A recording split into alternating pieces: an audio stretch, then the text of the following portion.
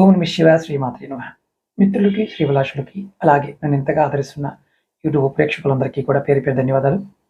మిత్రులారా, మీ అందరికీ పరాదేవత ఎల్లవెల్లలా మీతో ఉండి మీ మనోవాంఛ నెరవేర్చాలని మనస్ఫూర్తిగా కోరుకుంటున్నాను. మనకి మార్చి 3 రాబోయే అరుదైన చంద్రగ్రహణం 100 సంవత్సరాలు ఒక్కసారి వస్తుంది. అది కూడా హోలీ రోజు రావటం ప్రతికూల శక్తుల నుండి రక్షణ పొందడానికి, అలాగే లక్ష్మీదేవి యొక్క అనుగ్రహం కోసం వివిధ శాస్త్రాల్లో చెప్పిన ప్రకారం, అంటే దాంట్లో మనకి ఇలాంటి సమయాలు ఎలా చేయాలి అని చెప్పిన దాని ప్రకారం మీకు జపించవలసిన మంత్రాలని నేను ఈ వీడియోలో చెప్తాను. గ్రహణ సమయంలో మీరు చేసే జపం 100 రెట్లు ఎక్కువ ఫలితాన్ని ఇస్తుంది మన శాస్త్రాలు చెప్తున్నాయి.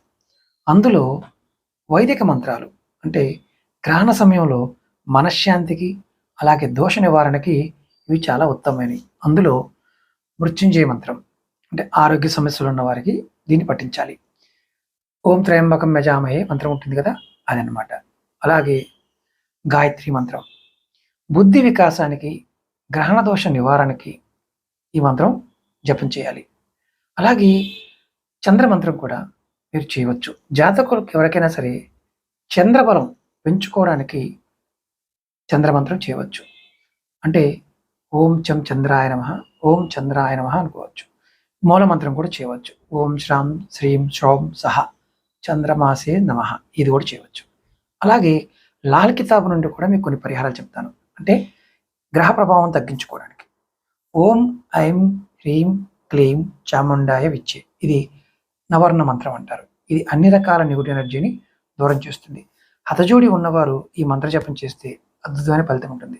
హతజోడి తీసుకొని ఈ సమయంలో పూజ చేసిన అద్భుతమైన ఫలితాన్ని పొందుతారు. కావాల్సిన వారు హతజోడి కావాలంటే వీడియో డిస్క్రిప్షన్ నెంబర్ ఇచ్చాను, కాంటాక్ట్ చేయండి. పరిహారం ఏం చేయాలి? గ్రహణం ముగిసిన తర్వాత బియ్యము, పాలు, ఏదైనా వెండి వస్తువునైనా పేదలకు దానం చేయొచ్చు. ఇందులో ఏదో ఒకటి. రక్షణ కోసం గ్రహణ సమయంలో గర్భిణీ స్త్రీలు వాళ్ళ దగ్గర ఒక కొబ్బరికాయ ఉంచుకోవడం చాలా శుభప్రదమని లాల్ కితాబ్ చెప్తుంది. అలాగే తంత్రమంత్రాల నుండి రక్షణ కోసం ఏంటంటే, అంటే తంత్రశాస్త్ర ప్రకారం గ్రహణ సమయంలో సిద్ధులకి ప్రాశస్తం, సాధారణ భక్తులకి రక్షణ కోసం వీటిని పాటించాలి.